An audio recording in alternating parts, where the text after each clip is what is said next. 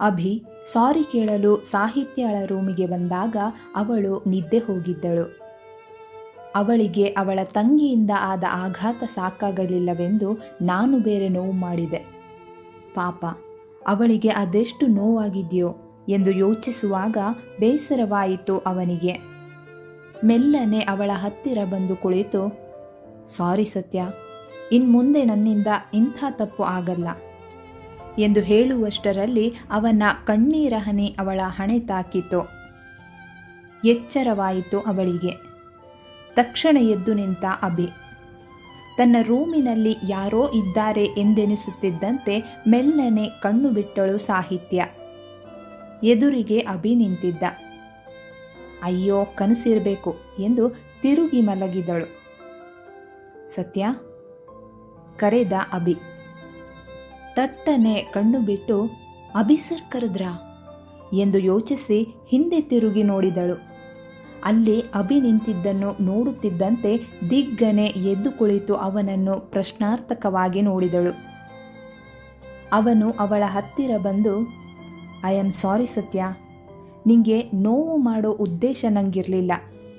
ನನ್ನ ಕೋಪ ಕೈ ಮೀರಿತ್ತು. ನನಗೆ ನನ್ನ ತಮ್ಮ ಮತ್ತು ಸಾಗರ್ ಅಂದರೆ ಪ್ರಾಣ.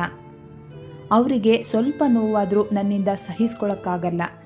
ಆದರೆ ಸಹನಾ ಅವರಿಬ್ಬರ ಬದುಕಲ್ಲಿ ಆಟ ಆಡಿದ್ದಾಳಲ್ಲ ಅಂತ ಕೋಪ, ಹತಾಶೆ, ಬೇಸರ ಎಲ್ಲ ಒಟ್ಟುಗೂಡಿತ್ತು. ಅದರ ಜೊತೆಗೆ ಸಹನಾ ನಿನ್ನ ತಂಗಿ ಅನ್ನೋ ವಿಷಯ ಗೊತ್ತಾಗಿ ಅವಳೇ ನೀನು ಅನ್ನೋ ಭ್ರಮೆಗೊಳಗಾಗಿದ್ದೆ. ತಪ್ಪು ನನ್ನದೇ ಸತ್ಯ. ನಿನ್ನ ಬಗ್ಗೆ ತಿಳಿದು ನಿನ್ನನ್ನು ನೋಯಿಸಿದ್ದು ನನ್ನ ದೊಡ್ಡ ತಪ್ಪು. ನಾನು ಮಾಡಿದ ತಪ್ಪನ್ನು ಸರಿ ಮಾಡಿಕೊಳ್ಳಲು ಸಾಧ್ಯವಿಲ್ಲ. ಆದರೆ ಮತ್ತೆ ಅಂತಹ ತಪ್ಪು ಆಗಲ್ಲ. ಪ್ಲೀಸ್ ನನ್ನ ಕ್ಷಮಿಸ್ತೀಯಾ ಎಂದು ಹೇಳುವಷ್ಟರಲ್ಲಿ ಅವನ ಕಣ್ಣುಗಳು ತುಂಬಿತ್ತು. ಸಾಹಿತ್ಯ ಬಾಯಿ ತೆರೆಯಲಿಲ್ಲ. ಅವನ ಮೇಲೆ ಕೋಪ ಅವಳಿಗೆ. ಬಹುಶಃ ಅವಳ ಜೀವನದಲ್ಲಿ ಮೊದಲ ಬಾರಿಗೆ ಅವಳು ಇಷ್ಟೊಂದು ಕೋಪ ಮಾಡಿಕೊಂಡಿದ್ದಿರಬೇಕು. ಅಭಿಗೆ ಅವಳ ಮೌನ ಬೇಸರ ತರಿಸಿತು. ಆದರೂ ಅವಳೆಡೆ ನೋಡುತ್ತಾ, ಸತ್ಯ ಎಂದು ಮತ್ತೆ ಕರೆದ. ಅವಳು ಮಾತನಾಡಲಿಲ್ಲ. ಇನ್ನಷ್ಟು ಬೇಸರವಾಯಿತು ಅವನಿಗೆ. ಮತ್ತೇನು ಹೇಳದೆ ಮುಖ ಚಿಕ್ಕದು ಮಾಡಿ ಅಲ್ಲಿಂದ ಎದ್ದು ತನ್ನ ರೂಮಿಗೆ ನಡೆದ. ಸಾಹಿತ್ಯ ಅವನು ರೂಮಿಗೆ ಹೋಗುವವರೆಗೂ ಇಣುಕಿ ನೋಡಿ ನಂತರ ಅಲ್ಲಿಂದೆದ್ದು ಲೈಟ್ ಆಫ್ ಮಾಡಿ ಮಲಗಿದಳು. ಆ ರಾತ್ರಿಯಲ್ಲಿ ಸಹನಾಳ ಬಗ್ಗೆ ತಿಳಿದವರಾರಿಗೂ ನಿದ್ರಾದೇವಿ ಹತ್ತಿರಕ್ಕೂ ಸುಳಿದಿರಲಿಲ್ಲ. ಒಬ್ಬೊಬ್ಬರು ಒಂದೊಂದು ಚಿಂತೆಯಲ್ಲಿ ಆ ರಾತ್ರಿ ಕಳೆದರು. ಬೆಳಿಗ್ಗೆ ಆಶ್ ಬೇಗನೆ ಎದ್ದು ಫ್ರೆಶ್ ಆಗಿ ಮಲಗಿರುವ ಸಹನಾಳನ್ನು ನೋಡಿ, ಹೇ ಶಾನು ಬೇಬಿ, ಬೇಗ ಎದ್ದಳೋ ಎಂದು ಅವಳ ಕೈ ಹಿಡಿದು ಎಬ್ಬಿಸತೊಡಗಿದ. ಯಾಕಿಷ್ಟು ಬೆಳಗ್ಗೆ ಬೆಳಗ್ಗೆ ನನ್ನ ಎಬ್ಬಿಸ್ತೀಯಾ ಎಂದು ಅಸಹನೆಯಿಂದ ನುಡಿದಳು ಆಕೆ. ಅಯ್ಯೋ, ಅದೆಲ್ಲ ಆಮೇಲೆ ಹೇಳ್ತೀನಿ, ಏಳು, ಬೇಗ ಎದ್ದು ರೆಡಿಯಾಗು ಎಂದು ಮತ್ತೆ ಅವಳ ಕೈ ಹಿಡಿದು ಎಬ್ಬಿಸತೊಡಗಿದ. ಇವತ್ತು ಬೆಳಗ್ಗೆ ಏನಾಗಿದೆ ನಿನಗೆ? ಸರಿಯಾಗಿ ನಿದ್ದೆ ಮಾಡೋಕ್ಕೂ ಬಿಡಲ್ವಲ್ಲ. ನಿಂಗೆ ನಿದ್ದೆ ಬರಲಿಲ್ಲ ಅಂತ ನಂಗೆ ಯಾಕೆ ತೊಂದರೆ ಕೊಡ್ತಾ ಇದೆಯಾ ಎಂದು ಒಂದೇ ಸಮನೆ ಬೈಯತೊಡಗಿದಳು ಆಕೆ. ಹೇ ಶಾನು ಬೇಬಿ, ಇವತ್ತು ಸಂಜೆ ನಾನು ನಿನ್ನ ಕರ್ಕೊಂಡು ಫಾರಿನ್ ಟ್ರಿಪ್ ಹೋಗೋ ಪ್ಲ್ಯಾನ್ ಮಾಡಿದ್ದೆ. ನಿನಗೆ ಬೇಕಾಗಿದ್ದೆಲ್ಲ ತೆಗೆಸಿಕೊಟ್ಟು ಖುಷಿ ಪಡಿಸೋಣ ಅಂತೆಲ್ಲ ಅಂದ್ಕೊಂಡಿದ್ದೆ. ಆದರೆ ನೀನು ನೋಡಿದ್ರೆ ಎಂದು ರಾಗ ಎಳೆದ ಆಶ್. ಹಾಂ, ಫಾರಿನ್ ಟ್ರಿಪ್ಪಾ ಎಂದು ಥಟ್ಟನೆ ಎದ್ದು ಕುಳಿತು ಬಾಯಗಲಿಸಿ ಕೇಳಿದಳು ಸಹನಾ. ಹ್ಞೂ, ಮದುವೆ ಆದಮೇಲೆ ಎಲ್ಲೂ ಹೋಗಿಲ್ವಲ್ಲ, ಅದಕ್ಕೆ ಹೋಗಿ ಬರೋಣ ಅಂತ ಎಂದು ನಗುತ್ತಲೇ ಅವಳ ಮುಖ ನೋಡಿ ಹೇಳಿದ ಆಶ್. ಮತ್ತೆ ಇದ್ರ ಬಗ್ಗೆ ಮೊದಲೇ ಯಾಕೆ ಹೇಳಿಲ್ಲ ಪ್ರಶ್ನಿಸಿದಳು ಆಕೆ. ನಿಂಗೆ ಸರ್ಪ್ರೈಸ್ ಕೊಡೋಣ ಅಂತಿದ್ದೆ, ಆದರೆ ನಿಜ ಹೇಳಿಲ್ಲ ಅಂದರೆ ನೀನು ಬರಲ್ವಲ್ಲ, ಅದಕ್ಕೆ ಬಾಯ್ಬಿಟ್ಟೆ ನೋಡು. ಅವನ ಮಾತಿಗೆ ವಾವ್, ಥ್ಯಾಂಕ್ ಯು ಆಶ್. ಅಲ್ಲಿ ನನಗೆ ಇಷ್ಟ ಆಗಿದ್ದೆಲ್ಲ ತಗೋಬೇಕು, ಆಮೇಲೆ ಹಣ ಕಡಿಮೆ ಇದೆ, ಅದಿಲ್ಲ ಇದಿಲ್ಲ ಅನ್ಬಾರ್ದು ತಾಕೀತು ಮಾಡಿದಳು ಆಕೆ. ಸರಿ, ಈಗ ಎದ್ದು ಫ್ರೆಶ್ ಆಗು, ಆಮೇಲೆ ನಿಮ್ಮನೆಗೆ ಒಂದ್ಸರಿ ಹೋಗಿ ಬರೋಣ ಎನ್ನುತ್ತಾ ಅವಳನ್ನು ಎಬ್ಬಿಸಲು ಪ್ರಯತ್ನಿಸಿದ. ನಮ್ಮನೆಗ? ಯಾಕೆ ಮತ್ತೆ ಪ್ರಶ್ನಿಸಿದಳು ಆಕೆ. ನಾವು ಹೋಗ್ತಿರೋದು ಫಾರಿನ್ ಟ್ರಿಪ್ಗೆ, ಅದಕ್ಕೆ ಅವರ ಆಶೀರ್ವಾದನೂ ಬೇಕಲ್ವಾ ಎಂದವನ ಮಾತಿಗೆ, ನಾವೇನು ಅಲ್ಲೇ ಇರ್ತೀವ, ಹೋಗಿ ಬರೋದಷ್ಟೇ ತಾನೇ ಎಂದು ಉದಾಸೀನತೆಯಿಂದ ನುಡಿದಳು ಸಹನಾ. ನಿಂಗೆ ಇಷ್ಟ ಇದ್ದರೆ ಅಲ್ಲೇ ಇರೋಣ, ಏನಂತೀಯ ಎಂದು ಹುಬ್ಬು ಹಾರಿಸುತ್ತಾ ಕೇಳಿದ ಆ್ಯಶ್. ಬೇಡ ಬೇಡ, ನನಗೆ ಇಲ್ಲಿ ತುಂಬ ಕೆಲಸಗಳಿದ್ದಾವೆ, ಆದಷ್ಟು ಬೇಗ ವಾಪಸ್ ಬರಬೇಕು. ಏನು ಕೆಲಸ ಥಟ್ಟನೆ ಕೇಳಿದ ಆ್ಯಶ್. ಅದು ಹಾಂ, ಅತ್ತೆ ನಮ್ಮ ಬಗ್ಗೆ ಯೋಚನೆ ಮಾಡಿ ತಲೆ ಕೆಡಿಸ್ಕೋಬಾರ್ದಲ್ವಾ, ಪಾಪ ಅವರಿಗೆ ನಮ್ಮನ್ನು ಬಿಟ್ಟಿರೋದು ಕಷ್ಟ ಅಲ್ವಾ, ಹಾಗೆ ನಮಗೂ ಅವರನ್ನು ಬಿಟ್ಟಿರೋಕ್ಕಾಗಲ್ವಲ್ಲ ತೊದಲುತ್ತಲೇ ಉತ್ತರಿಸಿದಳು ಆಕೆ. ಸರಿ, ಬೇಗ ಬರೋಣ, ಈಗ ನಿಮ್ಮನೆಗೆ ಹೋಗಿ ಬರೋಣ, ಬೇಗ ರೆಡಿಯಾಗು ಎಂದು ಹೇಳಿದಾಗ, ಅಯ್ಯೋ ಟ್ರಿಪ್ ಹೋಗ್ತಿರೋದು ನಾವು, ನಮ್ಮನ್ನು ನೋಡೋಕ್ಕೆ ಅವ್ರು ಬರಬೇಕು, ನಾವೇನಕ್ಕೆ ಅವರನ್ನು ನೋಡೋಕ್ಕೆ ಹೋಗಬೇಕು ಅಸಹನೆಯಿಂದ ಕೇಳಿದಳು ಆಕೆ. ಕೋಪ ಬಂತು ಆ್ಯಶ್ಗೆ. ಸ್ವಂತ ಅಪ್ಪ ಅಮ್ಮನ ಮೇಲೆ ಪ್ರೀತಿ ಇಲ್ಲದವಳಿಗೆ ಬೇರೆಯವರ ಮೇಲೆ ಹೇಗೆ ಪ್ರೀತಿ ಹುಟ್ಟೀತು ಎಂದು ಅವನಿಗೆ ಯೋಚನೆ ಬರದೇ ಇರಲಿಲ್ಲ. ಆದರೂ ತಾಳ್ಮೆ ವಹಿಸಿ, ಸರಿ ಅವರನ್ನೇ ಕರೆಸು ಎಂದು ಹೇಳಿ ಒಂದು ಕ್ಷಣವೂ ಅಲ್ಲಿ ನಿಲ್ಲದೆ ಅಪ್ಸರಾದೇವಿಯವರ ರೂಮಿಗೆ ನಡೆದ. ಅವರು ಯಾವುದೋ ಪುಸ್ತಕ ಹಿಡಿದು ಕುಳಿತಿದ್ದರು. ಅಪ್ಪಿ ಪ್ರೀತಿಯಿಂದ ಕರೆದ ಆ್ಯಶ್. ಸಂತೋಷ ಉಕ್ಕಿತು ಅಪ್ಸರಾದೇವಿಯವರಿಗೆ. ಆದರೂ ತೋರ್ಗಡೆದೆ ಅವನನ್ನು ನೋಡಿದರೂ ನೋಡದಂತೆ ಮುಖ ಗಂಟಿಕ್ಕಿ ಕುಳಿತರು. ಅವನು ಬಂದವನೇ ಅವರ ಕಾಲ ಮೇಲೆ ಮಲಗಿ, ಯಾಕಪ್ಪೆ ನನ್ನ ಮೇಲೆ ತುಂಬ ಕೋಪನಾ ಎಂದು ನೋವು ತುಂಬಿದ ಧ್ವನಿಯಲ್ಲಿ ಕೇಳಿದ. ಸಾಕು ನಿನ್ ಡ್ರಾಮಾ, ಇಷ್ಟು ದಿನ ಈ ಮುದುಕಿದು ನೆನ್ಪಿರಲಿಲ್ಲ, ಈಗ ಬಂದ್ಬಿಟ್ಟ ಎಂದು ಹುಸಿಗೋಪದಲ್ಲಿ ಹೇಳಿದರು. ಇಲ್ಲ ಅಪ್ಪಿ, ದಿನ ನೀನು ನೆನಪಾಗ್ತೀಯ, ಆದರೆ ನೀನೇ ಹೊರಗೆ ಬರಲ್ಲ, ಅದಕ್ಕೆ ಇವತ್ತು ನಿನ್ನ ಹುಡ್ಕೊಂಡು ಇಲ್ಲಿಗೆ ಬಂದಿದ್ದು ಎಂದು ಹೇಳಿದಾಗ, ಸಾಕು ಸುಮ್ಮನಿರೋ, ನಿನ್ನ ಹೆಂಡತಿ ಬಂದಮೇಲೆ ನಾವೆಲ್ಲ ನೆನಪೇ ಆಗಲ್ಲ ನಿಂಗೆ, ನಂಗೆ ಗೊತ್ತು ಮತ್ತೆ ಕೋಪದಲ್ಲಿ ನುಡಿದರು. ಅಪ್ಪಿ ಸ್ವಲ್ಪ ಸುಮ್ಮನಿರ್ತೀಯಾ, ಆ ರೂಮಲ್ಲೂ ನೆಮ್ಮದಿ ಇಲ್ಲ ನನಗೆ, ಅದಕ್ಕೆ ಇಲ್ಲಿಗೆ ಬಂದೆ. ಇಲ್ಲಿ ನೋಡಿದರೆ ನೀನು ಏನೇನೋ ಮಾತಾಡ್ತಿದೀಯ, ಸ್ವಲ್ಪ ಬಾಯಿ ಮುಚ್ಕೊಂಡು ನನಗೆ ತಟ್ಟು, ಅರ್ಧ ಗಂಟೆ ಮಲ್ಕೋತೀನಿ, ತೊಂದರೆ ಕೊಡಬೇಡ ಎಂದು ಕಣ್ಣು ಮುಚ್ಚಿ ಮಲಗಿದ ಆತ. ಅಪ್ಸರಾದೇವಿಯವರಿಗೆ ಆಶ್ಚರ್ಯ. ಏನೋ ನಡೆಯಬಾರದ್ದು ನಡೆದಿರಬಹುದಾ? ತಲೆಯೊಳಗೆ ಏನೇನೋ ಊಡಿತು. ಛೇ, ಸುಮ್ಮನೆ ಬೇಡದ್ದೆಲ್ಲ ಯೋಚನೆ ಮಾಡಬಾರ್ದು, ನನ್ನ ಬಾಯಿ ಮುಚ್ಚಕ್ಕೆ ಏನೋ ಒಂದು ಹೇಳಿರ್ತಾನೆ ಎಂದು ಯೋಚಿಸಿ ಪ್ರೀತಿಯಿಂದ ಅವನ ತಲೆ ಸವರತೊಡಗಿದರು.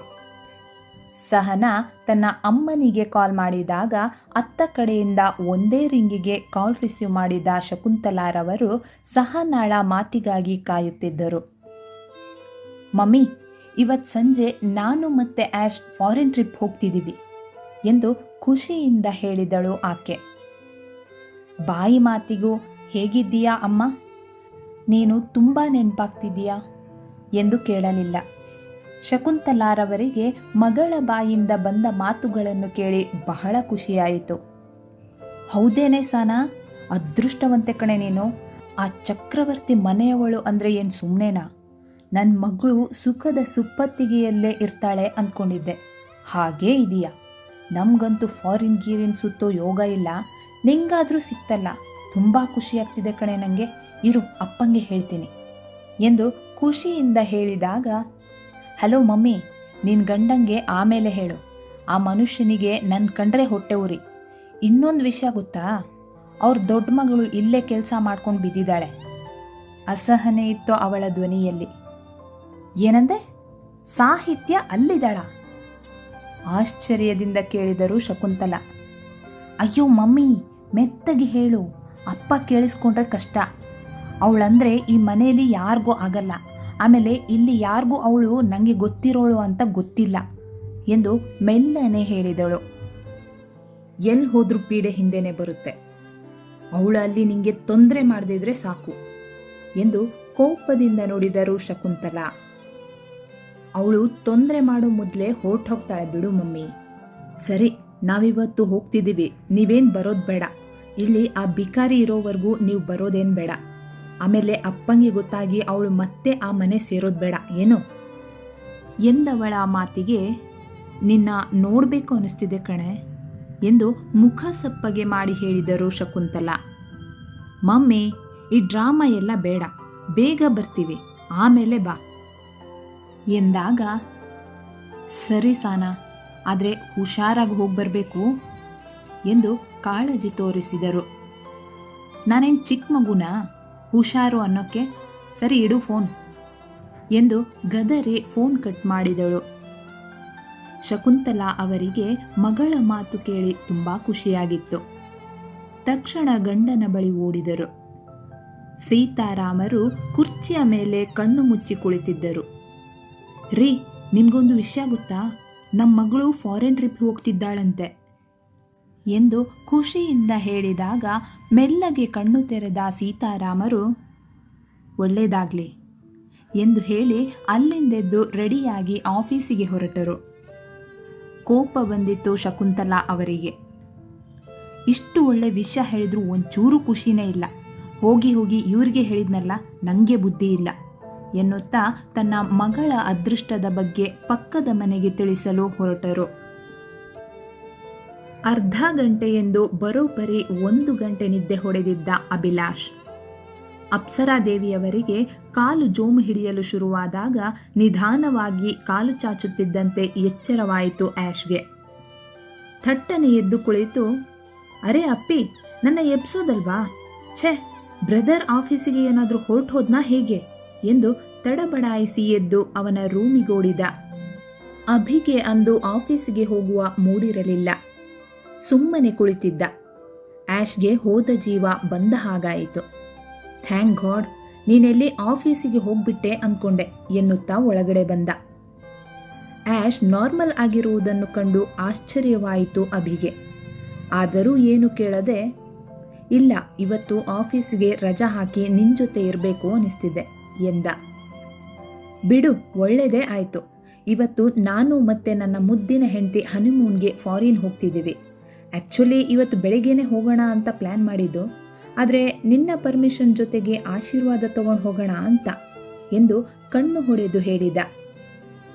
ಫಾರಿನ್ಗಾ? Ash, are you all right ಎಂದು ಆಶ್ಚರ್ಯದಿಂದ ಕೇಳಿದ ಅಭಿ. ಎಸ್ ಬ್ರದರ್, ಅವಳಿಗೆ ಸ್ವರ್ಗ ತೋರಿಸ್ಬಿಟ್ಟು ಬರಬೇಕಲ್ಲ. ಇನ್ನು ಸ್ವಲ್ಪ ದಿನ ನಿಮ್ಮನ್ನೆಲ್ಲ ಬಿಟ್ಟು ದೂರ ಇರೋ ನಿರ್ಧಾರ ಮಾಡಿದ್ದೇನೆ. ಪ್ಲೀಸ್ ಬ್ರದರ್, ಇಲ್ಲ ಅನ್ಬೇಡ ಕೇಳಿಕೊಂಡ ಅಭಿಲಾಷ್.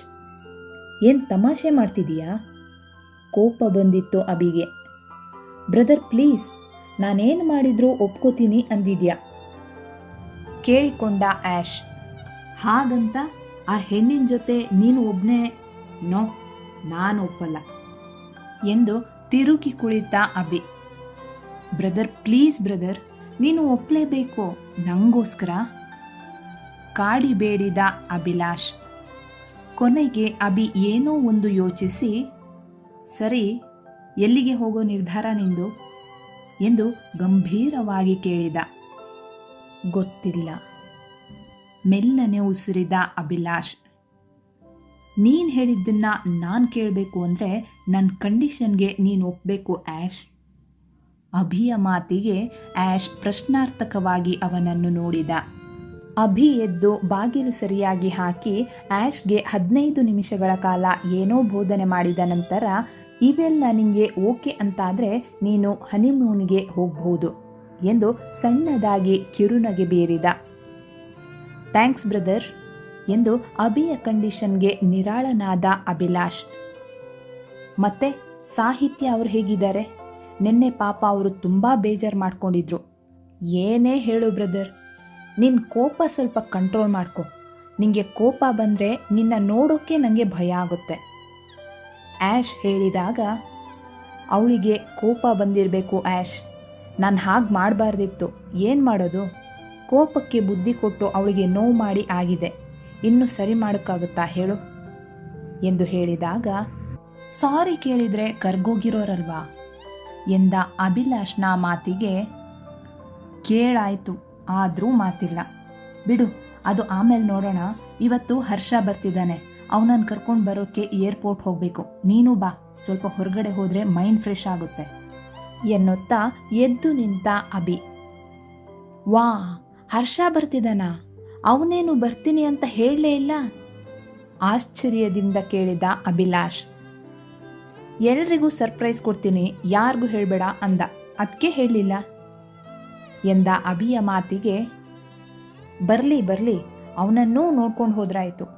ಮದ್ವೆಗೆ ಬಾ ಅಂತ ಅಷ್ಟು ಕೇಳ್ಕೊಂಡ್ರು ಬರ್ದೇ ಇರೋನು ಇವತ್ತು ಬರ್ತಿದ್ದಾನೆ.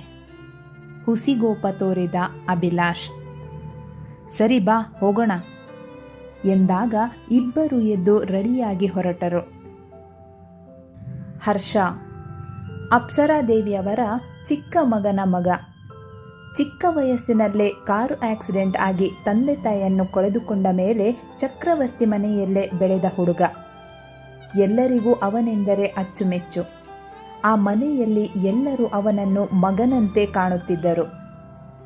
ಅವನು ತನ್ನ ಓದು ಮುಗಿದ ಮೇಲೆ ಚಕ್ರವರ್ತಿ ಕಂಪನಿಯಲ್ಲೇ ಅಭಿಗೆ ಬೆನ್ನೆಲುಬಾಗಿ ನಿಂತಿದ್ದ. ಇತ್ತೀಚೆಗೆ ಅಂದರೆ 1 ವರ್ಷದ ಹಿಂದೆ ಕಂಪನಿಯ ಸಲುವಾಗಿ ಫಾರಿನ್ ಹೋಗುವ ಅನಿವಾರ್ಯತೆ ಇದ್ದಿದ್ದರಿಂದ ಹರ್ಷ ತಾನೇ ಹೋಗಿ ಬರುವೆನೆಂದು ಹೇಳಿ ಹೊರಟವನು ಇಂದು ವಾಪಸ್ಸಾಗುತ್ತಿದ್ದ. ಸಾಹಿತ್ಯಾಳಿಗೆ ಯಾವುದರಲ್ಲೂ ಮನಸ್ಸಿರಲಿಲ್ಲ. ಆದರೆ ನೇಹ ಅವಳ ರೂಮಿಗೆ ಬಂದು, ಆಫೀಸ್ನಲ್ಲಿ ತುಂಬ ಕೆಲಸ ಇದೆ, ಬೇಗ ಹೋಗು, ನಾನು ರೆಡಿಯಾಗಿ ಬರುವಷ್ಟರಲ್ಲಿ ಎಲ್ಲ ಕೆಲಸ ಮುಗ್ದಿರಬೇಕು ಎಂದು ತಾಕೀತು ಮಾಡಿದ್ದಳು. ಅದಕ್ಕಾಗಿ ಬೆಳಗ್ಗೆ ಬೇಗನೆ ಆಫೀಸಿಗೆ ಹೊರಟು ಹೋಗಿದ್ದಳು ಆಕೆ. ನೇಹ ಬೇಗ ರೆಡಿಯಾಗಿ ಅಭಿಗೋಸ್ಕರ ಕಾಯುತ್ತಾ ಕುಳಿತಿದ್ದವಳಿಗೆ ಅಭಿ ಮತ್ತು ಆಶ್ ಇಬ್ಬರೂ ಸೇರಿ ಹೊರ ಹೋಗುವುದನ್ನು ಕಂಡು ಬೇಸರವಾಯಿತು. ಛೆ, ಸರ್ ಜೊತೆ ಆಫೀಸಿಗೆ ಹೋಗೋಣ ಅಂದ್ಕೊಂಡ್ರೆ ಇವರೆಲ್ಲಿಗೂ ಹೋಗ್ತಿದ್ದಾರಲ್ಲ, ಇವರಿಗೋಸ್ಕರ ಕಾದಿದ್ದು ವೇಸ್ಟ್ ಆಗೋಯ್ತು ಎಂದು ಯೋಚಿಸುತ್ತಾ ಹೊರಟವಳನ್ನು ತಡೆದರು ಅರುಣಾದೇವಿಯವರು. ಮೊದಲೇ ಕೋಪದಲ್ಲಿದ್ದ ನೇಹ ಅರುಣಾದೇವಿಯವರು ಅಡ್ಡ ನಿಂತಿದ್ದು ನೋಡಿ, ಏನಾಂಟಿ ನೀವು, ಮೊದಲೇ ನನ್ನ ತಲೆ ಕೆಟ್ಟಿದೆ, ಆಫೀಸಿಗೆ ಬೇರೆ ಲೇಟ್ ಆಯಿತು, ಈಗ ನೀವು ಬೇರೆ ಎಂದು ಮುಖ ಗಂಟಿಕ್ಕಿ ಹೇಳಿದಳು. ನೇಹ, ನಿನ್ನ ಜೊತೆ ಮಾತಾಡೋದಿತ್ತು, ನೀನಿವತ್ತು ಮನೇಲೇ ಕೂತು ಕೆಲಸ ಮಾಡೋಕ್ಕಾಗಲ್ವಾ ಎಂದು ಕೇಳಿದರು ಅರುಣಾದೇವಿಯವರು. ಇಲ್ಲ ಆಂಟಿ, ಅಭಿ ಸರ್ ಬೇರೆ ರಜಾ ತಗೊಂಡಿರೋ ಹಾಗಿದೆ, ತುಂಬ ಕೆಲಸ ಪೆಂಡಿಂಗ್ ಇದೆ, ನಾನು ಹೋಗಲೇಬೇಕು. ನೀವೇನು ಮಾತಾಡಬೇಕು ಅಂದ್ಕೊಂಡಿದ್ರು ಸಂಜೆ ಮಾತಾಡಿ ಪ್ಲೀಸ್ ಅವಸರಿಸಿದಳು ಆಕೆ. ನಾನೇನು ಕೆಲಸ ಮಾಡಬೇಡ ಅಂತಿಲ್ವಲ್ಲ, ಮನೇಲೇ ಮಾಡು ಅಂತಿರೋದು ಎಂದ ಅರುಣಾದೇವಿಯವರ ಮಾತಿಗೆ, ಆಂಟಿ ಪ್ಲೀಸ್ ಎಂದು ಅಸಹನೆಯಿಂದ ನುಡಿದಳು ನೇಹ. ನಿನ್ನ ಹತ್ರ ಆ ಸಾಹಿತ್ಯಾಳ ಬಗ್ಗೆ ಏನೋ ಹೇಳಬೇಕಿತ್ತು, ನಿಂಗೆ ಇಂಟ್ರೆಸ್ಟ್ ಇಲ್ಲ ಅಂದರೆ ನಾನೇನು ಮಾಡಲಿ, ಅವಳಿಲ್ಲೇ ಬಿದ್ದಿರಲಿ, ನನಗೇನಾಗಬೇಕಾಗಿದೆ. ಸರಿ, ನಿಂಗೆ ಲೇಟ್ ಆಯ್ತಲ್ವಾ, ಹೊರಡು ಎಂದು ಒಳ ನಡೆದರು ಅರುಣಾದೇವಿಯವರು. ಸಾಹಿತ್ಯ ಬಗ್ಗೆ ಏನು ಹೇಳ್ತಾರೆ ಎಂದು ಯೋಚಿಸುತ್ತಾ ಅವರ ಹಿಂದೆ ನಡೆದು, ಆಂಟಿ ಏನು ವಿಷಯ, ಏನೋ ಹೇಳಬೇಕಿತ್ತು ಅಂದ್ರಲ್ವಾ ಎಂದು ಕೇಳುತ್ತಾ ಒಳ ಬಂದಳು ನೇಹ. ನಿಂಗೆ ಕೆಲಸನೇ ಮುಖ್ಯ ಅಲ್ವಾ, ಹೋಗಿ ಮಾಡ್ಕೊ ಎಂದು ಬೇಸರ ವ್ಯಕ್ತಪಡಿಸಿದಾಗ, ಅಯ್ಯೋ ಇಲ್ಲ ಆಂಟಿ, ಏನೋ ಬಾಯಿ ಮಾತಿಗಂದೆ ಅಷ್ಟೇ, ನಾನು ಮನೆಯಿಂದನೇ ಕೆಲಸ ಮಾಡ್ತೀನಿ, ಓಕೆನಾ ಎಂದು ಮುಗುಳ್ನಗುತ್ತಾ ಹೇಳಿದಳು ನೇಹ. ಅವಳ ಮಾತಿಗೆ ಕಿರುನಗೆ ಬೀರಿದ ಅರುಣಾದೇವಿಯವರು ನೇಹಾಳ ಕೈ ಹಿಡಿದು ರೂಮಿಗೆ ಕರೆದುಕೊಂಡು ಬಾಗಿಲು ಹಾಕಿ, ನೇಹ, ನಿಂಗೆ ಗೊತ್ತಿರೋ ಯಾರಾದರೂ ಒಬ್ಬ ಹುಡುಗ ಮದುವೆ ವಯಸ್ಸಿಗೆ ಬಂದೋನು ಇದಾನಾ ಎಂದು ನೇರವಾಗಿ ಕೇಳಿದರು. ಏನೋ ಈ ವಿಷಯ ಹೇಳೋಕ್ಕೆ ನನ್ನ ಕರ್ಕೊಂಡು ಬಂದ್ರಾ? ಸಾಹಿತ್ಯ ಬಗ್ಗೆ ಹೇಳ್ತೀನಿ ಅಂತ ಹೇಳಿ ಈಗ ಹೀಗೆ ಕೇಳ್ತಿದ್ದೀರಲ್ಲ ಆಂಟಿ ಪ್ರಶ್ನಾರ್ಥಕವಾಗಿ ಕೇಳಿದಳು ನೇಹ.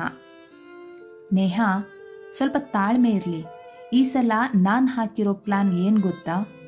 ಆ ಬಿಕಾರಿನ ಪರ್ಮನೆಂಟಾಗಿ ಈ ಮನೆಯಿಂದ ಹೊರಗೆ ಹಾಕೋದು ಎಂದು ಮುಗುಳ್ನಕ್ಕರು. ಅಂದರೆ ಸಾಯಿಸಬೇಕು ಅಂತಿದ್ದೀರಾ? ಹುಬ್ಬು ಜೋಡಿಸುತ್ತಾ ಕೇಳಿದಳು ನೇಹ. ಛೆ, ಅವಳು ಬದುಕಿರಬೇಕು, ನೀನು ಅಭಿ ಮದುವೆ ಆಗೋದು ಅವಳು ನೋಡಬೇಕು. ಅಷ್ಟು ಈಸಿಯಾಗಿ ಅವಳು ಸತ್ರೆ ಹೇಗೆ? ಬದುಕೊಳ್ಳಿ ಬಿಡು, ಅಂಥ ಪ್ಲ್ಯಾನ್ ಏನೂ ಮಾಡಿಲ್ಲ. ಅದಕ್ಕೆ ಕೇಳಿದ್ದು, ನಿಂಗೆ ಗೊತ್ತಿರೋರಲ್ಲಿ ಯಾರಾದರೂ ಮದುವೆ ವಯಸ್ಸಿಗೆ ಬಂದಿರೋ ಹುಡುಗ ಸಿಗ್ತಾನಾ ಅಂತ, ಅವಳಿಗೆ ಮದುವೆ ಮಾಡಿಸೋಣ ಅಂತ ಅಷ್ಟೆ ಎಂದು ವ್ಯಂಗ್ಯವಾಗಿ ನಕ್ಕರು ಅರುಣಾದೇವಿಯವರು. ನೇಹಾಳ ಕಣ್ಣುಗಳಲ್ಲಿ ಹೊಳಪು ಮೂಡಿತು. ವಾವ್ ಆಂಟಿ, ಒಳ್ಳೆ ಐಡಿಯಾ, ನನಗೆ ಈ ಐಡಿಯಾ ಹೊಳಿಲೇ ಇಲ್ಲ ನೋಡಿ ಎಂದು ನಗುತ್ತಾ ಹೇಳಿದಾಗ, ನೇಹಾ ಈಗಲೇ ಎಕ್ಸೈಟ್ ಆದರೆ ಹೇಗೆ, ಇನ್ನು ಅವಳ ಮದುವೆ ಎಲ್ಲ ನೋಡೋದಿದೆ, ಈಗ ನೀನು ಅವಳಿಗೆ ಒಂದು ಹುಡುಗ ನೋಡಬೇಕು, ಅದು ನಿನ್ನ ಜವಾಬ್ದಾರಿ ಎಂದಾಗ, ಅವಳಿಗೆ ಹುಡುಗ, ಹಾಂ ಎಸ್ ಅವನೇ ಸರಿ, ಇವಳಿಗೆ ಅವನೇ ಸರಿಯಾದ ಜೋಡಿ ಆಂಟಿ, ನೀವೇನು ತಲೆ ಕೆಡಿಸ್ಕೋಬೇಡಿ, ಹುಡುಗ ಆದಷ್ಟು ಬೇಗ ಇಲ್ಲಿಗೆ ಬರ್ತಾನೆ ಎಂದು ಉತ್ಸಾಹದಿಂದ ಹೇಳಿದಳು ನೇಹಾ. ಗುಡ್, ವೆರಿ ಗುಡ್, ಈಗ ನಿನ್ನ ಕೆಲಸ ಶುರು ಮಾಡ್ಕೊ ಎಂದು ಮುಗುಳ್ನಕ್ಕಾಗ, ಓಕೆ ಆಂಟಿ, ನಾನು ಇವತ್ತಿಂದಾನೇ ಈ ಕೆಲಸ ಶುರು ಮಾಡಬೇಕು, ನನಗೆ ತುಂಬ ದಿನ ಕಾಯೋಕ್ಕೆ ಪೇಷನ್ಸ್ ಇಲ್ಲ ನೋಡಿ, ಸೊ ನಾನು ಈಗಲೇ ಹೊರಡಬೇಕು ಎಂದು ಹೊರಡಲನುವಾದ ನೇಹಾಳನ್ನು ತಡೆದ ಅರುಣಾದೇವಿಯವರು, ನೇಹಾ ಕೂಲ್, ಅರ್ಜೆಂಟ್ ಬೇಡ, ನಿಧಾನಕ್ಕೆ ಆಗಲಿ ಎಂದವರ ಮಾತು ಕೇಳಿದ ನೇಹಾ, ಇಲ್ಲ ಆಂಟಿ, ಅಷ್ಟರಲ್ಲಿ ಈ ಅಭಿಸರ್ ಮತ್ತು ಅವಳು ತುಂಬ ಕ್ಲೋಸ್ ಆದರೆ ನನ್ನಿಂದ ನೋಡೋಕ್ಕಾಗಲ್ಲ ಎಂದು ಅವಸರಿಸಿದಳು ಆಕೆ. ಸರಿ, ನಿನ್ನಿಷ್ಟ, ಆದರೆ ಎಲ್ಲೂ ಎಡವಟ್ಟು ಆಗದೆ ಇರೋ ಹಾಗೆ ಹುಷಾರಾಗಿ ಮಾಡಬೇಕು ಎಚ್ಚರಿಕೆ ನೀಡಿದರು ಅರುಣಾದೇವಿಯವರು. ಓಕೆ ಆಂಟಿ ಎಂದು ಖುಷಿಯಿಂದ ಹೊರಟಳು ನೇಹಾ. ಅವಳ ತಲೆಯ ತುಂಬ ರಾಕೇಶ್ನ ನೆನಪುಗಳು. ಎಸ್, ಈ ಸಾಹಿತ್ಯಾಳಿಗೆ ಅವನೇ ಸರಿಯಾದ ಜೋಡಿ ಎಂದು ತನ್ನ ಕಾರಿನಲ್ಲಿ ಕುಳಿತು ರಾಕೇಶ್ಗೆ ಕಾಲ್ ಮಾಡಿದಳು. ಹಾಯ್ ರಾಕಿ, ಎಲ್ಲಿದೆಯೋ ಎಂದು ಪ್ರಶ್ನಿಸಿದಾಗ ಅತ್ತ ಕಡೆಯಿಂದ, ಹೇ ನೇಹಾ, ನಾನೆಲ್ಲೋ ಇದ್ದೇನೆ, ನಿಂಗೆ ನನ್ನ ನೆನಪಾಗಿದೆ ಅಂದರೆ ಏನೋ ವಿಷಯ ಇಟ್ಕೊಂಡೇ ಕಾಲ್ ಮಾಡಿರ್ತೀಯ, ಏನು ವಿಷಯ ಎಂದು ಪ್ರಶ್ನಿಸಿದ ರಾಕೇಶ್. ಯಾಕೋ ಹಾಗಂತೀಯ, ನನಗೆ ನಿನ್ನ ಬಗ್ಗೆ ಕಾಳಜಿನೇ ಇಲ್ಲ ಅನ್ನೋ ಥರ ಹುಸಿಗೋಪ ತೋರಿದಳು ನೇಹಾ. ಕಮ್ ಆನ್ ಯಾರ್, ಸುಮ್ಮನೆ ಅಂದೆ ಅಷ್ಟೇ ಎಂದವನ ಮಾತಿಗೆ, ಇಟ್ಸ್ ಓಕೆ ರಾಕಿ, ಆಮೇಲೆ ಏನು ಗೊತ್ತಾ, ನಿಂಗೊಂದು ಸೂಪರ್ ಆಗಿರೋ ಹುಡುಗಿ ಹುಡುಕಿದ್ದೀನಿ ಕಣೋ ಎಂದು ಉತ್ಸಾಹದಿಂದ ಹೇಳಿದವಳ ಮಾತು ಕೇಳಿದ ರಾಕೇಶ್, ವಾಟ್, ನನಗೆ ಹುಡುಗಿ ಹುಡುಕಿದೀಯಾ, ಸುಳ್ಳು ಹೇಳ್ತಿಲ್ಲ ತಾನೆ ಎಂದು ಆಶ್ಚರ್ಯದಿಂದ ಕೇಳಿದ. ನಾನು ಯಾಕೋ ಸುಳ್ಳು ಹೇಳಿ, ನಿಜಾನೇ ಹೇಳಿದ್ದು, ಬೇಕಾದರೆ ಈಗಲೇ ನಮ್ಮ ಆಫೀಸ್ಗೆ ಬಾ, ಹುಡುಗಿ ತೋರಿಸ್ತೀನಿ ಎಂದು ನಗುತ್ತಾ ಹೇಳಿದಾಗ, ವಾವ್ ನೇಹಾ, ನಿಜವಾಗ್ಲೂ ನನಗೆ ಹುಡುಗಿ ಹುಡುಕಿದೀಯಾ ಅಂದರೆ ನೀನು ಗ್ರೇಟ್ ಬಿಡು, ಸರಿ ಈಗಲೇ ಬರ್ತೀನಿ ನಿಮ್ಮ ಆಫೀಸ್ ಹತ್ರ ಎಂದು ಕಾಲ್ ಕಟ್ ಮಾಡಿ ಹೊರಟ.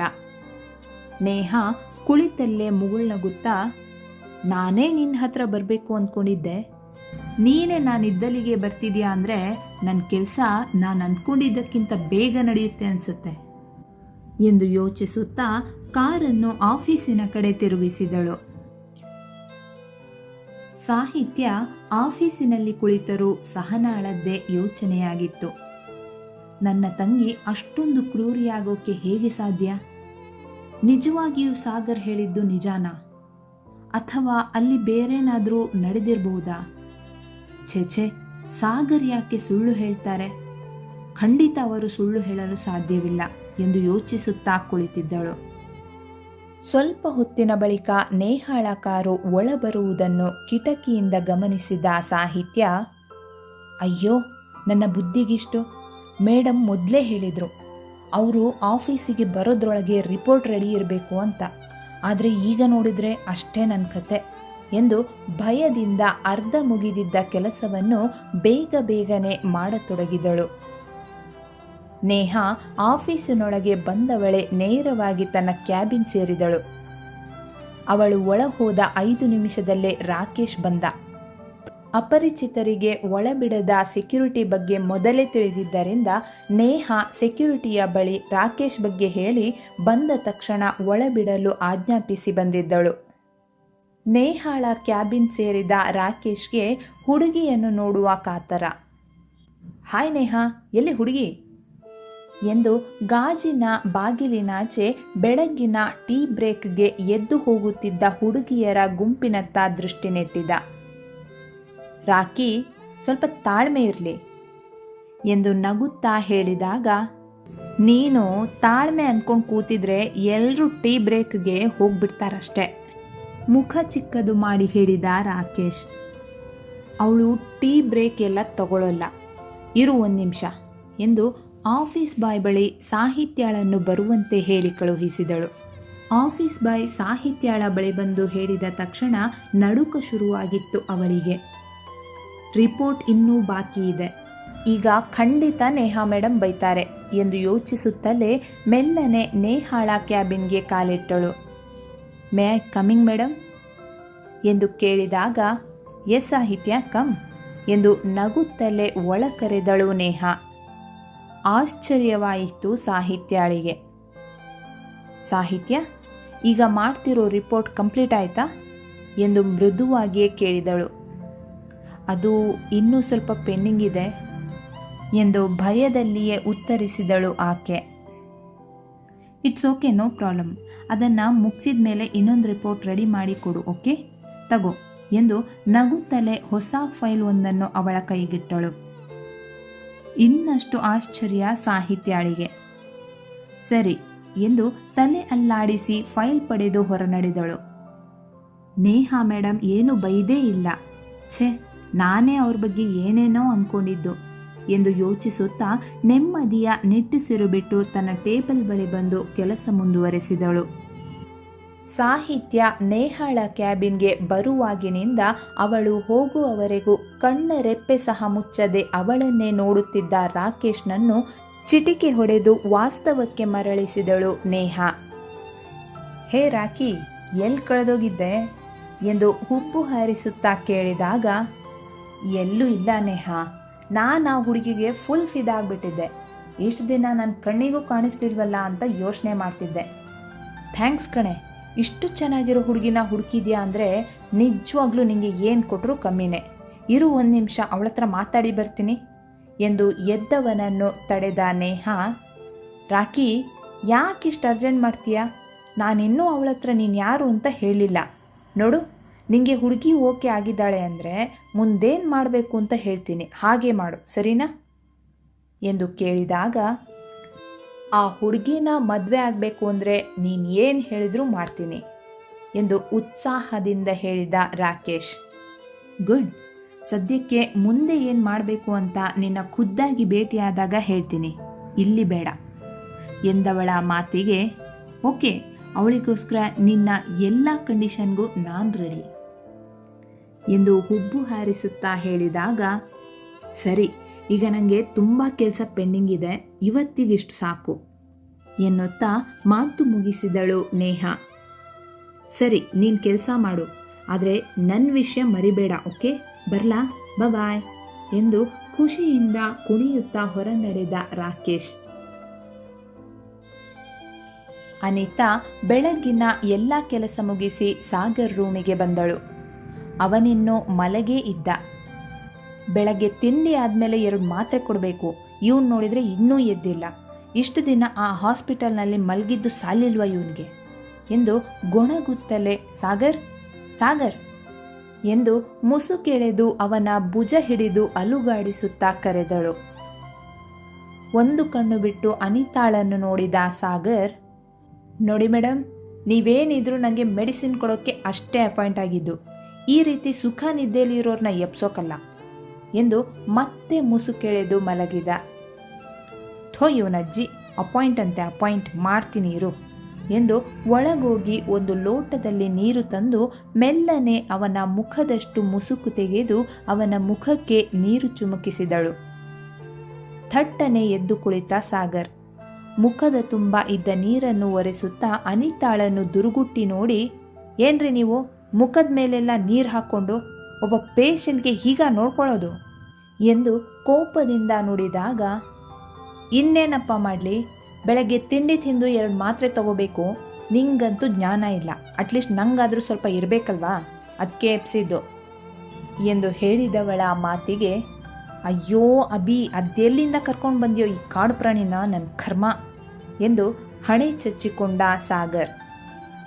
ಸಾಕು ಹೊಗಳಿದ್ದು, ಸ್ನಾನ ಮಾಡಿಸ್ತೀನಿ ಬಾ ಕರೆದಳು ಅನಿತಾ. ನೀವಾ? ಆಶ್ಚರ್ಯದಿಂದ ಕೇಳಿದ ಸಾಗರ್. ಇನ್ಯಾರೋ, ನಿನ್ನ ತಾತ ಬರ್ತಾರಾ? ಪ್ರಶ್ನಿಸಿದಳು ಆಕೆ. ನನಗೆ ಏಟಾಗಿದ್ದು ತಲೆಗೆ, ಕೈಗಲ್ಲ, ನಾನೇ ಸ್ನಾನ ಮಾಡ್ಕೊಂಬರ್ತೀನಿ ಎನ್ನುತ್ತಾ ಎದ್ದು ಹೋದ ಸಾಗರ್. ಮಾಡ್ಕೊ ಹೋಗ್ ಎಂದು ಮುಖ ತಿರುಗಿಸಿ ಮೊಬೈಲ್ ನೋಡತೊಡಗಿದಳು ಅನಿತಾ. ಥಟ್ಟನೆ ಸಾಹಿತ್ಯಾಳಿಗೆ ಸರ್ಪ್ರೈಸ್ ಕೊಡುವುದರ ಬಗ್ಗೆ ನೆನಪಾಗಿ ಯಾರಿಗೋ ಕಾಲ್ ಮಾಡಿದಳು. ಆ ಕಡೆಯಿಂದ ಹಾಯ್ ಅನಿತಾ, ಹೇಗಿದೆಯಾ ಎಂಬ ಪ್ರಶ್ನೆಗೆ ನಾನು ಆರಾಮಾಗಿದ್ದೀನಿ ಕಣೆ, ನೀನು ಹೇಗಿದೆಯಾ ಎಂದು ಮರು ಪ್ರಶ್ನಿಸಿದಳು. ಓ, ನಾನು ಸೂಪರ್, ಇನ್ನೇನು 1 ವಾರ ಅಷ್ಟೆ, ಎಲ್ಲ ಕೆಲಸ ಮುಗಿಯುತ್ತೆ, ಇನ್ನೇನಿದ್ರು ನನ್ನ ಮಾಮ್ ಡ್ಯಾಡ್ ಪರ್ಮಿಷನ್ ಅಷ್ಟೆ ಎಂಬ ಮಾತು ಕೇಳಿ ವಾವ್ ಸೂಪರ್, ಥ್ಯಾಂಕ್ ಯು ಕಣೆ ಎಂದು ಉತ್ಸಾಹದಿಂದ ಹೇಳಿದಳು ಅನಿತಾ. ಹೇ, ಅದೆಲ್ಲ ಏನು ಬೇಡ, ಇದರಲ್ಲಿ ನನ್ನ ಸ್ವಾರ್ಥನೂ ಇದೆಯಲ್ಲ.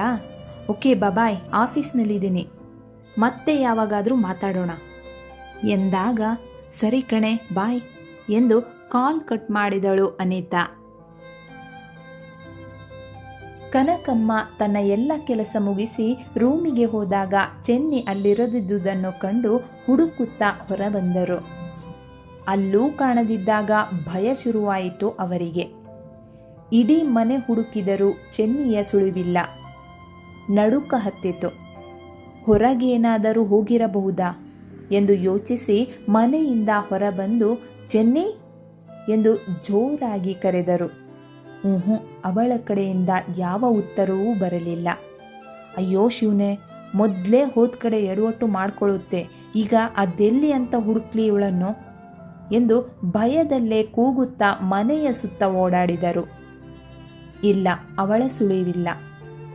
ಎಲ್ಲಾದರೂ ಹೊರಗೆ ಹೋಗಿದ್ದರೆ ಸೆಕ್ಯೂರಿಟಿ ಅಣ್ಣಂಗೆ ಗೊತ್ತಿರುತ್ತೆ ಎಂದು ಯೋಚಿಸುತ್ತಾ ಅವನ ಬಳಿ ನಡೆಯುತ್ತಿದ್ದವರ ಕಣ್ಣಿಗೆ ಮನೆಯ ಬಲಭಾಗದ ಹೂದೋಟದಲ್ಲಿ ಒಂದಷ್ಟು ಮಣ್ಣು ಮೇಲೆ ಗುಡ್ಡೆ ಹಾಕಿದಂತೆ ಕಾಣಿತು.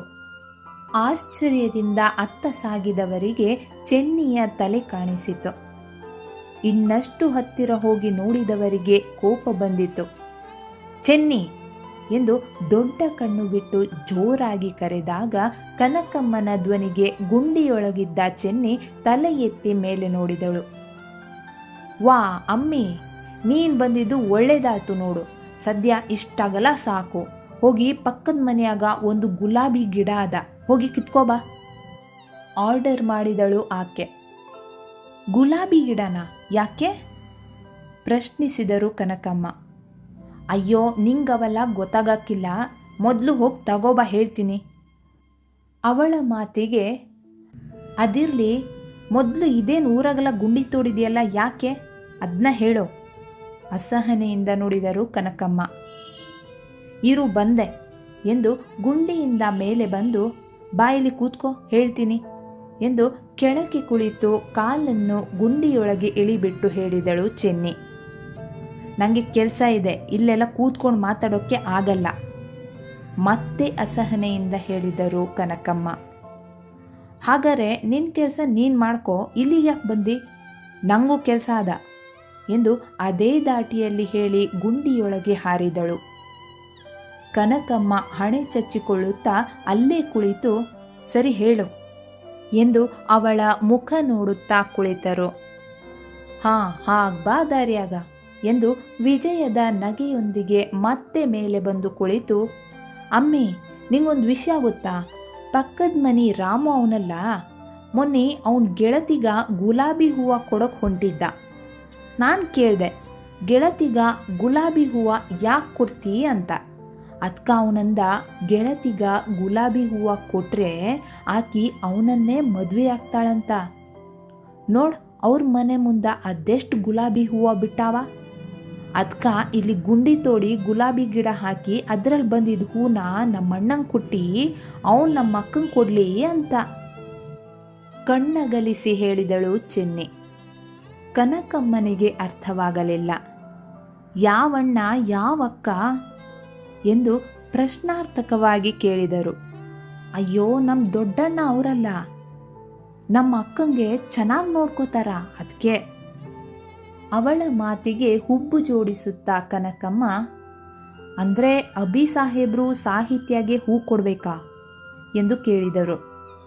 ಹೌದಮ್ಮೇ ಎಂದು ಖುಷಿಯಿಂದ ಹೇಳಿದಳು ಚೆನ್ನಿ.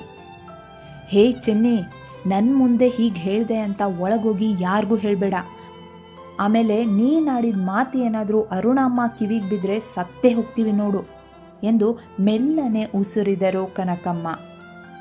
ಏ ಬುಡಮ್ಮೋ, ಆ ಹೆಂಗಸು ಬಗ್ಗೆ ಮಾತಾಡಿ ನನ್ನ ಕೋಪ ಬರೆಸ್ಬೇಡ. ಸುಮ್ಮನೆ ಹೋಗಿ ಪಕ್ಕದ ಮನೆಯಿಂದ ಗಿಡ ತಗೋಬಾ ಆರ್ಡರ್ ಮಾಡಿದಳು ಚೆನ್ನಿ. ಚೆನ್ನಿ, ಒಬ್ಬ ಮನುಷ್ಯ ಮಲ್ಗೋಷ್ಟು ದೊಡ್ಡ ಗುಂಡಿ ತೋಡಿದ್ಯಲ್ಲ, ನಿಂಗೇನು ಬುದ್ಧಿ ಇಲ್ವಾ? ಬಾ ಮೇಲೆ. ನೀನು ಗುಲಾಬಿ ಗಿಡನೂ ಬೇಡ, ಏನೂ ಬೇಡ. ಹಾಗೆಲ್ಲ ಪಕ್ಕದ ಮನೆಯಿಂದ ತಂದರೆ ಚೆನ್ನಾಗಿರಲ್ಲ. ಬಾ ಈ ಕಡೆ. ನನಗೆ ನೆಮ್ಮದಿಯಾಗಿ ಇರೋಕ್ಕೆ ಬಿಡಲ್ವಲ್ಲ ನೀನು. ಯಾರಾದರೂ ನೋಡೋ ಮೊದಲ ಮಣ್ಣು ಹಾಕಬೇಕು ಎಂದು ಅವಳನ್ನು ಮೇಲಕ್ಕೆಳೆದು ಗುಂಡಿಗೆ ಮಣ್ಣು ಹಾಕಿ ಮುಚ್ಚತೊಡಗಿದರು ಕನಕಮ್ಮ. ಮಾವ್, ನಾನೆಷ್ಟು ಕಷ್ಟಪಟ್ಟು ಗುಂಡಿ ತೆಗೆದ್ರ ಮುಚ್ತಿದೆಯಲ್ಲ, ನಿನ್ನ ಮೇಲೆ 2 ಎಂದು ಮುಖ ಊದಿಸಿ ತಿರುಗಿ ನಿಂತವಳ ತಲೆಯಲ್ಲಿ ಏನೋ ಹೊಳೆದಂತಾಗಿ ಮತ್ತೆ ತಿರುಗಿ, ಅಮ್ಮಿ 1 ನಿಮಿಷ ನಿಲ್ಲು. ಅದೇ ಆಗಲಿ ಏನಂದೆ? ಒಬ್ಬ ಮನುಷ್ಯ ಗುಂಡಿ ಒಳಕ್ಕೆ ಮಲ್ಕೋಬೋದು ಅಂದಲ್ಲ. ಅಮ್ಮಿ, ನಂಗೊಂದು ಉಪಾಯ ಹೊಳೀತು.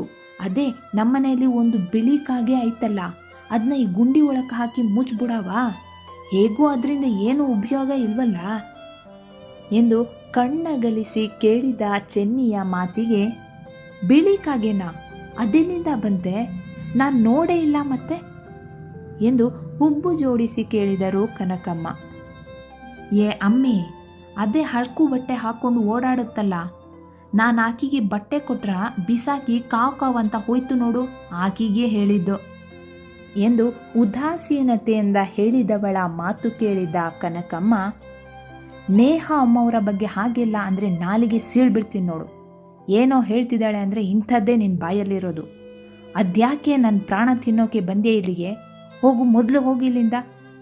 ಇನ್ನೂ ಸ್ವಲ್ಪ ಹೊತ್ತು ನೀನಿಲ್ಲೇ ಇದ್ದರೆ ನನ್ನ ಕೈಲಿ ಏಟ್ ತಿಂತೀಯ ಎಂದು ಕೋಪದಲ್ಲಿ ನುಡಿದರು.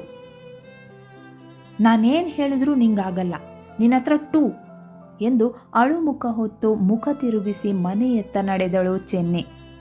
ಅಲ್ಲೇ ಕಾಂಪೌಂಡ್ ಆಚೆಗಡೆ ನಿಂತಿದ್ದ ಪಕ್ಕದ ಮನೆಯ ರಾಮು ನಗುತ್ತಾ ತನ್ನ ಮನೆ ಒಳಗೆ ನಡೆದ. ಅಭಿ ಮತ್ತು ಆ್ಯಶ್ ಏರ್ಪೋರ್ಟ್ನಿಂದ ಹರ್ಷನನ್ನು ಕರೆದುಕೊಂಡು ಮನೆಗೆ ಬಂದಾಗ ಅಪ್ಸರಾದೇವಿ ಮತ್ತು ಅರುಣಾದೇವಿಯವರು ತುಂಬ ಖುಷಿಯಾಗಿದ್ದರು. ಹೇಗಿದೆಯೋ ಹರ್ಷ? ಬೇಗ ಬರ್ತೀನಿ ಅಂತ ಹೋದವನು ಈಗ ಬರೋದು? ಅದೂ ಒಂದು ಮಾತು ಹೇಳಿದೆ ಎಂದ ಅರುಣಾದೇವಿಯವರ ಮಾತಿಗೆ, ಚಿಕ್ಕಮ್ಮ, ಈಗ ಬಂದಿದ್ದೀನಲ್ಲ, ಇನ್ನೂ ನಿಮ್ಮನ್ನು ಬಿಟ್ಟು ಎಲ್ಲೂ ಹೋಗಲ್ಲ, ಆಯ್ತಾ ಎಂದು ಅಜ್ಜಿಯ ಕಡೆ ತಿರುಗಿದಾಗ ಮುಖ ಗಂಟಿಕ್ಕಿ ನಿಂತಿದ್ದರು ಅಪ್ಸರಾದೇವಿಯವರು. ಏನು ನಮ್ಮ ಗ್ರ್ಯಾಂಡ್ ಮಾ ಫುಲ್ ಗರಂ ಆಗಿದ್ದಾರೆ ಎಂದು ಅವರ ಸೀರೆಯ ಸೆರಗು ಹಿಡಿದು ಕೇಳಿದಾಗ, ಆ್ಯಶ್ ಮದುವೆಗೆ ಬಾ ಅಂತ ಅಷ್ಟು ಕೇಳ್ಕೊಂಡ್ರೂ ಬರಲಿಲ್ಲ, ಈಗ ಮದುವೆ ಮುಗಿದ ಮೇಲೆ ಯಾಕೆ ಬಂದೆ ಎಂದು ಹುಸಿಗೋಪದಲ್ಲೇ ಕೇಳಿದರು. ಗ್ರ್ಯಾಂಡ್ ಮಾ, ನಾನು ಏರ್ಪೋರ್ಟ್ನಿಂದ ಬರ್ತಾ ಇದೇ ವಿಷಯಕ್ಕೆ ಸಾಕಷ್ಟು ಬೋಧನೆ ನಮ್ಮ ಆ್ಯಶ್ ಮಹಾರಾಜರಿಂದ ಕೇಳಿ ಆಯಿತು. ಸದ್ಯ ಅಭಿ ಪಕ್ಕದಲ್ಲಿ ಇದ್ದಿದ್ದರಿಂದ ನಾನು ಬಚಾವಾದೆ. ಈಗ ನೀನೂನಾ ಎಂದು ಮುಖ ಚಿಕ್ಕದು ಮಾಡಿ ಕೇಳಿದ. ಅಂದರೆ ಆಗಲೇ ಆ್ಯಶ್ ಕ್ಲಾಸ್ ತಗೊಂಡಾಯ್ತಾ? ಹಾಗಾದರೆ ನನ್ನ ಕ್ಲಾಸ್ ಕ್ಯಾನ್ಸಲ್. ಹೋಗು, ಬೇಗ ಫ್ರೆಶ್ ಆಗಿ ತಿಂಡಿ ತಿನ್ನು ಎಂದವರ ಮಾತಿಗೆ ಸದ್ಯ ಬಚಾವಾದೆ ಎಂದು ನಗುತ್ತಾ ರೂಮಿಗೆ ನಡೆದ ಹರ್ಷ. ಅಂದು ಶನಿವಾರವಾದ್ದರಿಂದ ಮಧ್ಯಾಹ್ನ ನೇಹ ಆಫೀಸಿನಿಂದ ಬಂದ ತಕ್ಷಣ ಅರುಣಾದೇವಿಯವರಿಗೆ ರಾಕೇಶ್ನನ್ನು ಭೇಟಿ ಮಾಡಿದ ವರದಿ ಒಪ್ಪಿಸಿದಳು. ಅರುಣಾದೇವಿಯವರು ಸಂತೋಷದಿಂದ, ಓಕೆ, ಹಾಗಾದರೆ ಇವತ್ತೇ ಸಾಹಿತ್ಯಾಳ ಹತ್ರ ಈ ವಿಷಯ ಮಾತಾಡಬೇಕು ಎಂದು ವ್ಯಂಗ್ಯವಾಗಿ ನಕ್ಕರು. ಸಾಹಿತ್ಯ ಆಫೀಸಿನಿಂದ ಬರುವಾಗ ಸ್ವಲ್ಪ ತಡವಾಗಿತ್ತು. ಅರುಣಾದೇವಿಯವರು ಅವಳಿಗಾಗಿ ಕಾಯುತ್ತಾ ಕುಳಿತಿದ್ದರು. ಅವಳು ಆಫೀಸಿನಿಂದ ಬಂದು ನೇರವಾಗಿ ತನ್ನ ರೂಮಿಗೆ ಹೋದ ಬೆನ್ನಲ್ಲೇ ಅರುಣಾದೇವಿಯವರು ಅವಳ ರೂಮಿನೆಡೆ ಹೆಜ್ಜೆ ಹಾಕಿದರು. ಇತ್ತ ಅಭಿ ಆಫೀಸಿಗೆ ರಜಾ ಹಾಕಿದ್ದರಿಂದ ಸಾಹಿತ್ಯಾಳ ಬಳಿ ಸಾಹಿತ್ಯಾಳಿಗೆ ತನ್ನ ಮೇಲೆ ಕೋಪ ಕಡಿಮೆ ಆಗಿದೆಯಾ ಎಂದು ತಿಳಿಯಲು ಆ ದಿನದ ಅಪ್ಡೇಟ್ ಕೇಳುವ ನೆಪದಲ್ಲಿ ಸಾಹಿತ್ಯ ಬಂದ ಕೂಡಲೇ ಅವಳ ರೂಮಿಗೆ ಹೋಗಲು ತಯಾರಾಗಿದ್ದ. ಸಾಹಿತ್ಯ ರೂಮಿಗೆ ಬಂದು ಬ್ಯಾಗ್ ತೆಗೆದಿಡುವಷ್ಟರಲ್ಲಿ ಅರುಣಾದೇವಿಯವರು ಅವಳ ಮುಂದೆ ನಿಂತಿದ್ದರು. ಮುಂದುವರೆಯುವುದು.